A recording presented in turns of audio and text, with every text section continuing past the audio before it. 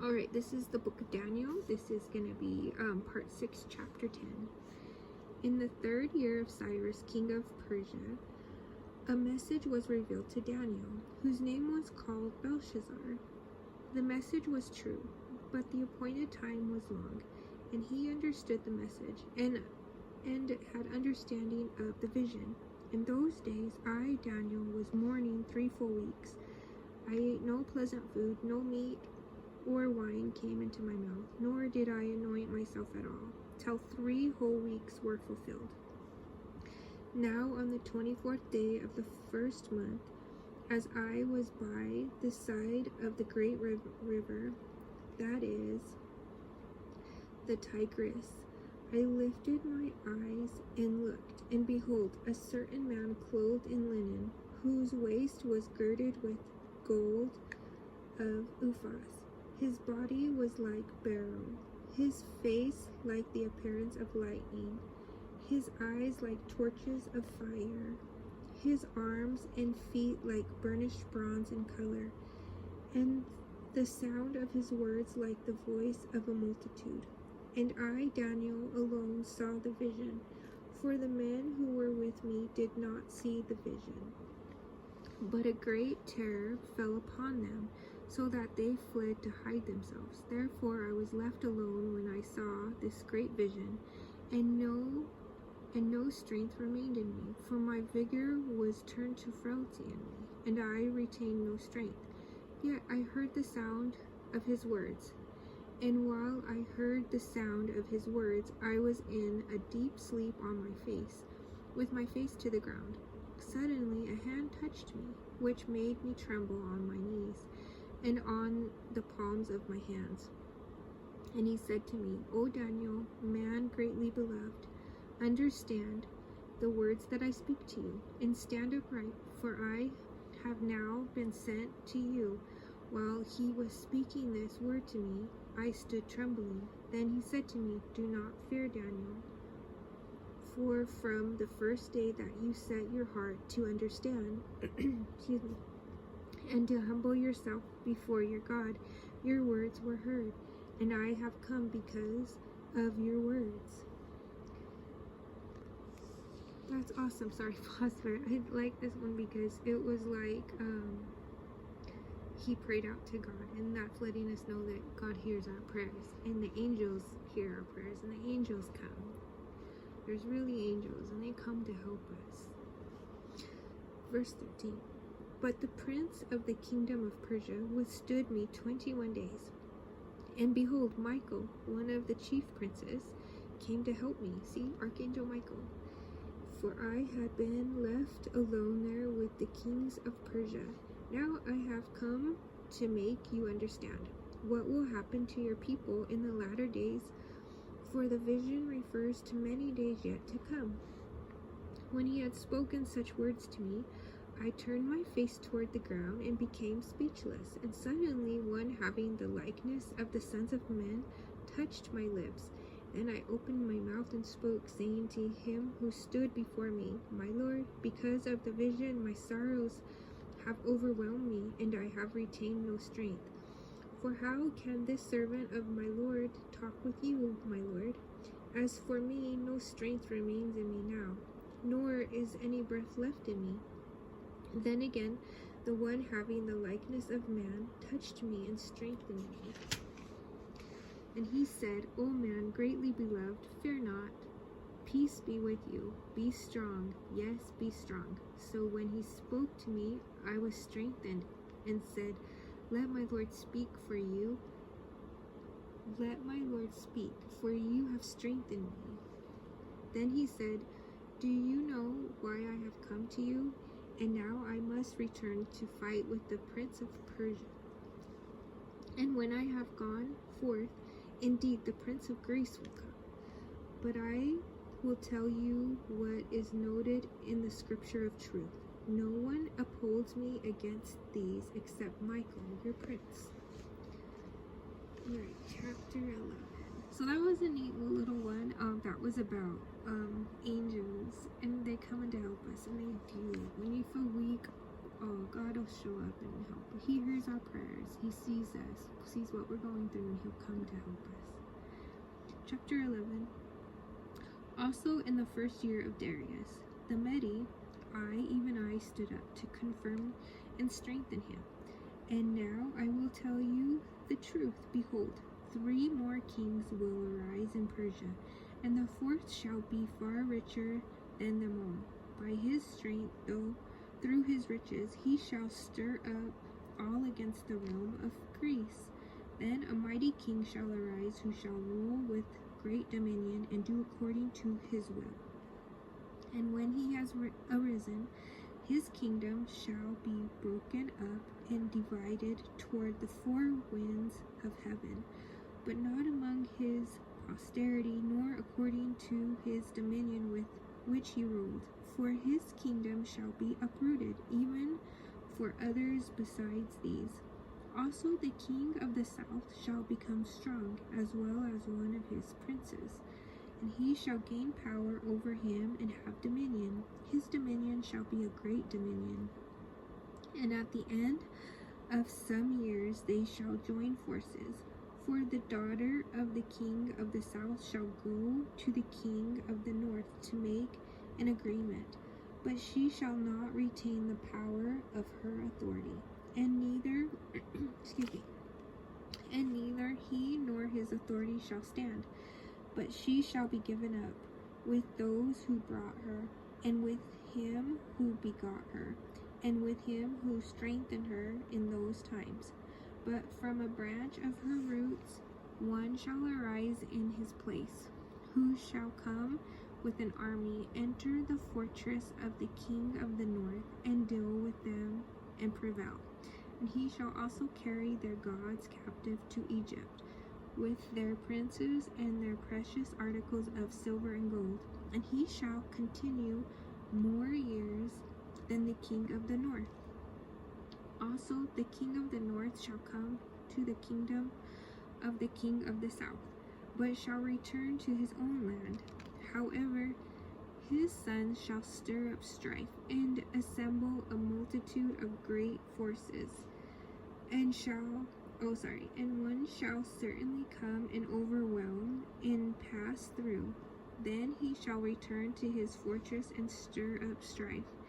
And the king of the south shall be moved with rage, and go out and fight with him, with the king of the north, who shall muster a great multitude. But the multitude shall be given into the hand of his enemy.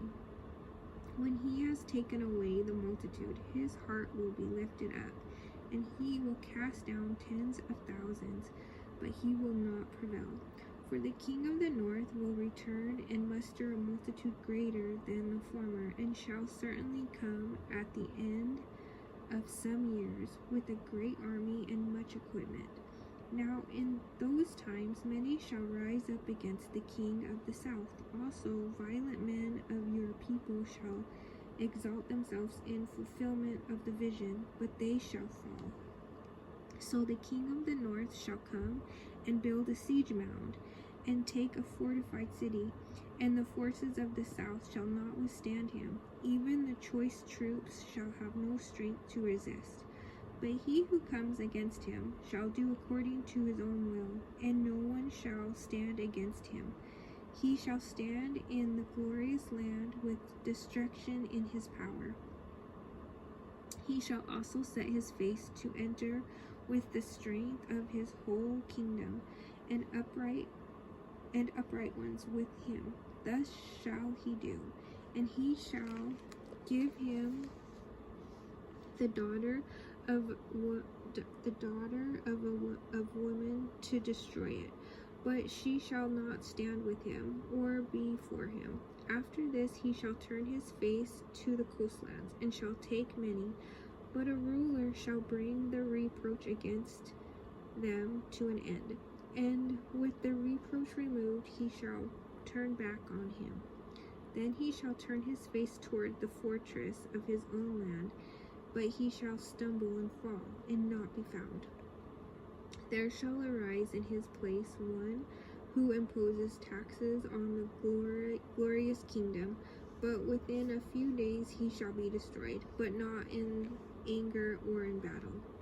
And in his place shall arise a vile person, to whom they will not give the honor of royalty, but he shall come in peacefully and seize the kingdom by intrigue. With the force of a flood they shall be swept away from before him and be broken, and also the prince of the covenant.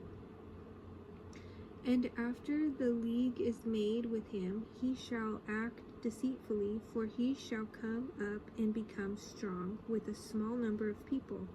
He shall enter peaceably, even into the richest places of the province. And he shall do what his fathers have not done, nor his forefathers.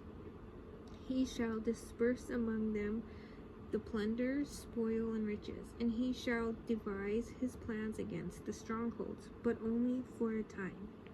He shall stir up his power and his courage against the king of the south with a great army, and the king of the south shall be stirred up to battle with a very great and mighty army, but he shall not stand, for they shall devise plans against him. Yes, those who eat of the of the portion of his delicacies shall destroy him. His army shall be swept away, and many shall fall down slain. Both these kings' hearts shall be bent on evil, and they shall speak lies at the same table, but it shall not prosper, for the end will still be at the appointed time. While returning to his land with great riches, his heart shall be moved against the holy covenant, so he shall do damage and return to his own land. At the appointed time he shall return and go toward the south, but it shall not be like the former or the latter. For ships from Cyprus shall come against him, therefore he shall be grieved, and return in rage against the holy covenant, and do damage. So he shall return and show regard for those who forsake the holy covenant. And forces shall be mustered by him, and they shall defile the sanctuary fortress. Then they shall take away the daily sacrifices, and place there the abomination of desolation. Those who do wickedly against the covenant he shall corrupt with flattery, but the people who know their God shall be strong and carry out great exploits.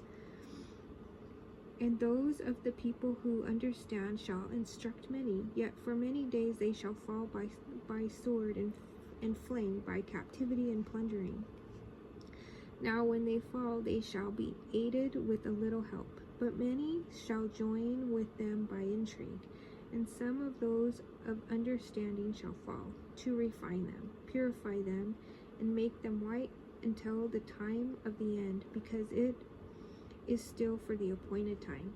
I'm gonna pause there really fast. So this one's kind of like a heavy reading, like it's like about like the end times. But to me, like what I was feeling is like it's important, like if you see God's people, to help them, to be an aid to them. Like if you know skills, like if you have skills to mend somebody, like you could help repair them and feed them and like give them rest and watch over them. It's to protect them. It's because they're God's people fighting, and they get tired too. Like our military and our warriors, they get tired. They need to refuel and mend their wounds. So it's important for us to do that, to help them. That's what I felt. All right, 36. This is a heavy read though. Like it's something to reread again. Verse 36. Then the king shall do according to his own will. He shall exalt and magnify himself above every god, shall speak blasphemies against the God of gods, and shall prosper till the wrath has been accomplished. For what has been determined shall be done. He shall regard neither the God of his fathers, nor the desire of women, nor regard any god, for he shall exalt himself above them all. But in their place he shall honor a God of fortresses, and a God which his fathers did not know, he shall honor with gold and silver, with precious stones and pleasant things. Thus he shall act against the strongest fortresses with a foreign God, which he shall acknowledge and advance its glory, and he shall cause them to rule over many and divide the land for gain. At the time of the end, the king of the south shall attack him, and the king of the north shall come against him like a whirlwind, with chariots, horsemen, and with many ships. And he shall enter the countries, overwhelm them, and pass through. He shall also enter the glorious land, and many countries shall be overthrown. But these shall escape from his hand: Edom, Moab, and the prominent people of Ammon. He shall stretch out his hand against the countries, and the land of Egypt shall not escape. He shall have power over the treasures of gold and silver, and over all the precious things of Egypt. Also Libyans and Ethiopians shall follow at his heels. But news from the east and the north shall trouble him. Therefore he shall go out with great fury to destroy and annihilate many. And he shall plant the tents of his palace between the seas and the glorious holy mountain. Yet he shall come to his end, and no one will help him. Chapter 12. At that time Michael shall stand up, the great prince, who stands watch over the sons of your people. And there shall be a time of trouble, such as never was since there was a nation, even to that time. And at that time your people shall be delivered, every one who is found written in the book. Whoa, this is heavy too. That's our great angel Michael. He's gonna come. He's gonna come in battle. And many of those who sleep in the dust of the earth shall awake, some to everlasting life, some to shame and everlasting contempt. Those who are wise shall shine like the brightness of the firmament, and those who turn many to righteousness like the stars forever and ever. But you, Daniel, shut up the words and seal the book until the time of the end.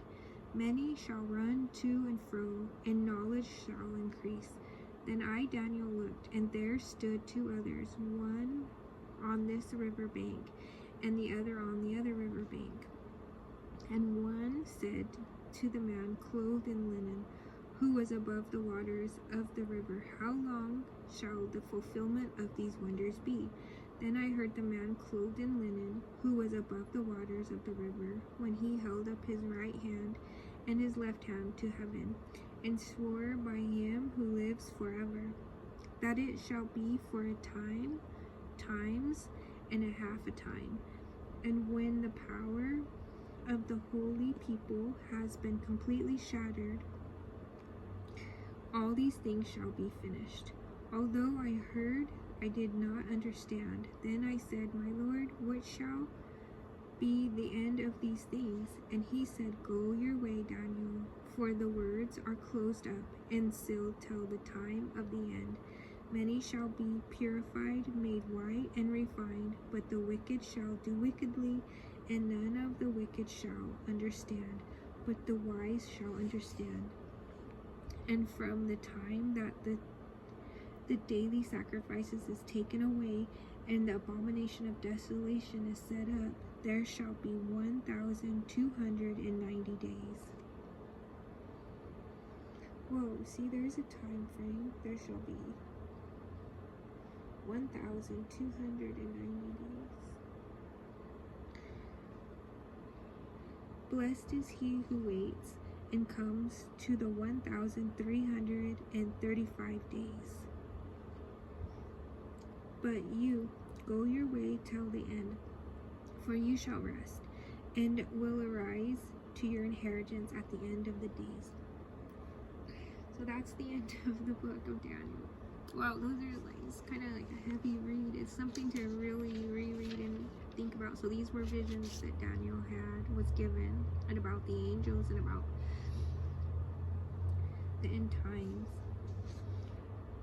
And it's hard to say because of the time frame, because it said, like this one, verse 12, on the chapter 12, and then the verse 12, it said, blessed is he who waits and comes to the 1,335 days. So these time frames are crazy, because if it's the actual time frame, then it time passed already. So I don't know how the time frames really work. I don't know. That's something that's a mystery to me. I know scholars know that stuff. The only thing I could think about is, I don't know. I don't know if it could be like a mystery of like,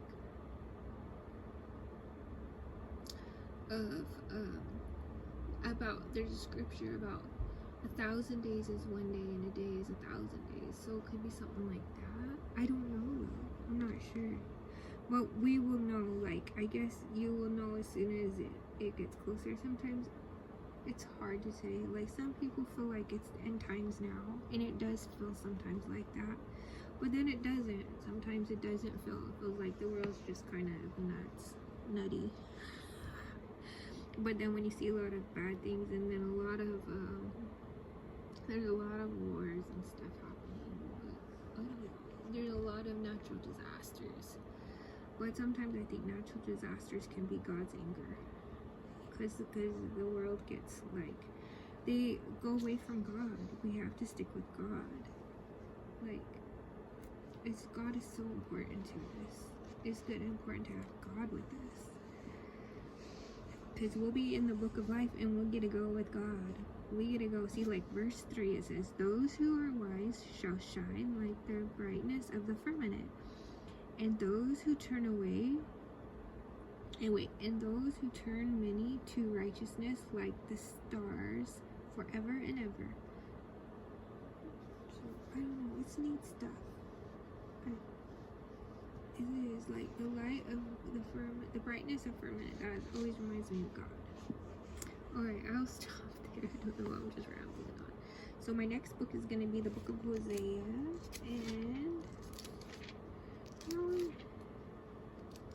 Hosea is 14 chapters. So I'll do that in a few parts if they're not too big. Sometimes the chapters are big. They look like fairly small chapters, so I could probably get maybe 3 chapters in a reading, possibly. Alright, I hope everybody's doing well. It's almost Easter time, so happy Easter. Thank you always for listening, and God bless you.